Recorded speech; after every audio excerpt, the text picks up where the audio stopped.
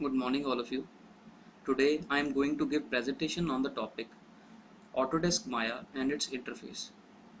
आज मैं आपको बताने जा रहा हूँ Autodesk Maya के बारे में और इसके इंटरफेस के बारे में। एक्चुअली Autodesk Maya है क्या? अगर आपने कहीं भी सुना होगा Autodesk Maya के बारे में, Autodesk Maya एक एक्चुअल में एक 3D एप्लीकेशन सॉफ्टवेयर है जिसमें हम 3D इंटरैक्टिव एप्लीकेशंस डेवलप करते हैं, जैसे कि एनिमेटेड मूवीज़, इनऑर्गेनिक और ऑर्गेनिक मॉडल्स, ह्यूमन मॉडल्स और कई तरह की ऐसी architectural buildings, mechanical objects like car, bikes वगैरह, ये सारी चीज़ें हम इसमें बना सकते हैं। एक 3D एनवायरनमेंट एक आपको 3D एनवायरनमेंट एक प्रोवाइड करता है जिसमें हम 3D मॉडल्स बना सकते हैं। आज हम इसके इंटरफेस के बारे में जानेंगे, इसका इंटरफेस एक्चुअल में है क्या। इंटरफेस जानने के लिए सबसे पहले आपको माया ओपन अप करना पड़ेगा। ये मैंने माया अपना ओपन अप कर चुका हूँ। उसके बाद अब यहाँ पे मैं देखूंगा ये जो सारा माया का इंटरफेस अगर आप देख रहे हैं, ठीक है, इसको हम 16 कंपोनेंट्स में डिवाइड कर सकते हैं। ये अलग अलग कंपोनेंट्स हैं माया के। जैसे कि सबसे पहला कंपोनेंट हमारा कौन सा है, अगर मैं आपको एक पीपीटी दिखाता हूँ, उसमें सबसे पहला कंपोनेंट जो हमारा है उसको बोलते हैं मेन्यू सेट्स। अब जहाँ पे आप देख सकते हैं ये जो मेरा कर्सर जहाँ पे मूव कर रहा है इसको बोलते हैं मेन्यू सेट्स। ये मेन्यू सेट्स एक्चुअली ये हमारे मेन्यू बार के साथ रिलेटेड है। जो भी मेन्यू सेट हम सिलेक्ट करेंगे उसके साथ हमारे जो मेन्यूज़ हैं वो भी हमारे सिलेक्ट उसी तरह से होंगे, उसके ऑप्शंस दिखाएगा। सपोज मैं पॉलीगॉन्स के मेन्यू सेट्स को सिलेक्ट करता हूँ, ऑटोमेटिकली जो मेन्यूज़ हैं वो पॉलीगॉन्स के सिलेक्ट हो जाएंगे। जैसे कि आप देख सकते हैं file, edit, modify, create, display, window, ये सारे ऑप्शंस और सब कई ऑप्शंस जो हैं बिल्कुल सेम रहेंगे, बाकी के ऑप्शंस चेंज हो जाएंगे। जैसे कि मैं एनिमेशन पे दोबारा पे जाता हूँ तो आप देख सकते हैं विंडो एसेट्स के बाद एनिमेट, ज्योमेट्री, कैश, क्रिएट, डिफॉर्मर, ये सारे एनिमेशन के रिलेटेड मेन्यूज ओपन अप हो चुके हैं। हमारा जो फर्स्ट ऑप्शन है उसको हम बोलते हैं मेन्यू सेट्स एंड मेन्यूज। ठीक है। अब सेकंड जो ऑप्शन है वो सेकंड ऑप्शन हमारा ये होगा स्टेटस लाइन। ये अगर आप यहाँ पे जो ये मैं कर्सर यहाँ पे लेके जा रहा हूँ इसको हम बोलते हैं स्टेटस लाइन।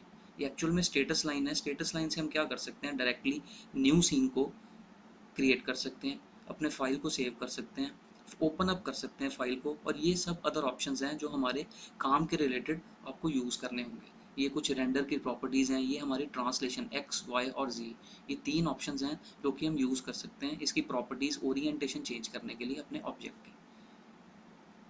उसके बाद यहाँ पे अगर आप ये चीज़ देख रहे हैं, ये सारे ऑप्शंस, ये सारे जो ऑप्शंस आप देख रहे हैं इनको बोलते हैं, ये एक्चुअल में माया ने प्रोवाइड किया है शेल्फ।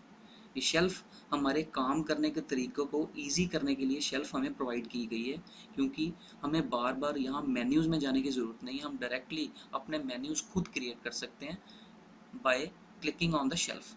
कोई भी ऑप्शंस हैं, अगर आप कोई भी टूल यूज़ कर रहे हैं, जैसे कि एग्जांपल ये सारे जो टूल्स हैं, इंटरैक्टिव स्प्लिट टूल है, एक्सट्रूड टूल है, ब्रिज टूल है, ये सारे जो ऑप्शंस हैं, ये सारे ऑप्शंस हम डायरेक्टली यहाँ से जा कर के इसको सिलेक्ट कर सकते हैं। हमारा टाइम बचता है, टाइम कंज्यूम करने के लिए, टाइम को सेव करने के लिए सारी चीज़ें हमें प्रोवाइड की गई हैं। और अब इस चीज़ को क्या बोलते हैं, इस चीज़ को बोलते हैं टूल पैनल। टूल पैनल बोल सकते हो या टूल बॉक्स बोल सकते हो। ये टूल पैनल एक्चुअली टूल्स हैं जो कि हम जब ऑब्जेक्ट क्रिएट करते हैं तो उस ऑब्जेक्ट्स को यूज़ करने के लिए जो टूल्स जो हमें यूज़फुल जो चीज़ दी गई है, जैसे कि ये मूव टूल है, ये हमारा रोटेशन का टूल है, ये स्केल टूल है, ये तीनों टूल्स हमें यूज़ करने पड़ेंगे। उसके बाद ये चीज़ जो हम आप देख रहे हैं, ये चीज़ हमारी क्या चीज़ है, ये चीज़ है टाइमलाइन।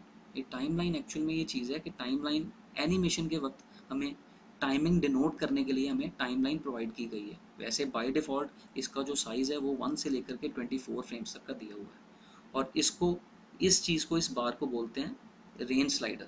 रेंज स्लाइडर एक्चुअल में क्या है, रेंज स्लाइडर है अगर हम अपने टाइम को स्क्वीज डाउन करना चाहते हैं, अगर इसको बढ़ाना चाहते हैं तो हम यहाँ से with the help of range slider इसकी रेंज बढ़ा सकते हैं, कम कर सकते हैं, बढ़ा सकते हैं।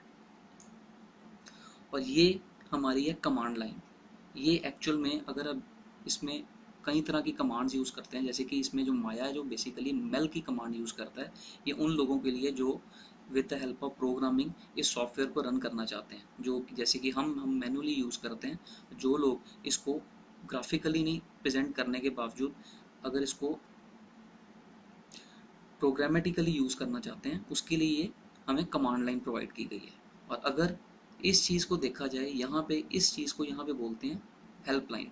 हेल्पलाइन बेसिकली आपकी हेल्प के लिए है कि जब भी आप कोई भी सॉफ्टवेयर को, कोई भी टूल को उठा करके आप यूज़ करेंगे, उठा के यूज़ करेंगे, तो उसका जो प्रॉपर्टीज़ की जो सारी इन्फॉर्मेशन है वो सारी यहाँ पे आपको प्रोवाइड की जाएगी, हेल्पलाइन। और इसको बोलते हैं चैनल बॉक्स। ये एक्चुअल में चैनल बॉक्स है। ये चैनल बॉक्स किस लिए यूज़ किया गया है? क्योंकि चैनल बॉक्स में हमारी सारी एट्रीब्यूट्स आएंगी, हमारी प्रॉपर्टीज़, हमारे किसी भी ऑब्जेक्ट की, जो भी यहाँ पे हम किसी भी ऑब्जेक्ट को ड्रॉ करेंगे तो उसकी सारी एट्रीब्यूट्स यहाँ पर आएंगी। और ये सारी चीज़ है लेयर एडिटर। लेयर एडिटर है बेसिकली स्टैक की तरह काम करेगा। अगर हमने हमारे सपोज हमारे सीन में 10 ऑब्जेक्ट्स हैं तो हम इसको एज अ लेयर में यूज़ कर सकते हैं। जैसे कि फर्स्ट लेयर में हमने अपना एक क्यूब ये शेप रख दी, सेकंड में ये रख दी, थर्ड में ये रख दी। हम इसको लेयर्स की तरह यूज़ कर सकते हैं और लेयर्स को ऑन ऑफ भी कर सकते हैं अगर हमें प्रॉब्लम आ रही है किसी चीज़ में। इस चीज़ को बोलते हैं प्लेबैक कंट्रोल्स। ये सारे प्लेबैक कंट्रोल्स हैं, जहाँ पे ये मेरा माउस आ रहा है इसको बोलते हैं playback controls. Playback controls actual में ये सारे सीक्वेंस को, एनिमेशन की सीक्वेंस को, जो कि यहाँ पे हम एनिमेट करेंगे किसी भी ऑब्जेक्ट को, उसको प्ले करने के लिए ये प्लेबैक कंट्रोल्स दिए हुए हैं। उसके बाद इनको बोलते हैं एनिम कैरेक्टर मेन्यूज। ये भी जब हम एनिमेशन का काम करेंगे, जब हम यूज़ करते हैं एनिमेशन को, तो इसमें मेन्यू सेट्स हमें प्रोवाइड किए गए हैं कि हम मेन्यू सेट्स बना सकते हैं एनिमेशन के रिलेटेड, ताकि शॉर्ट्स को डिवाइड किया जा सके। और यहाँ पे अगर ये चीज़ को देखें तो इसको बोलते हैं साइड आइकन्स। ये साइड आइकन्स हमें एट्रीब्यूट एडिटर को बंद करने के लिए, ओपन अप करने के लिए, अपने टूल्स की प्रॉपर्टीज़ को ओपन अप करने के लिए सारे साइड आइकन्स प्रोवाइड किए गए हैं।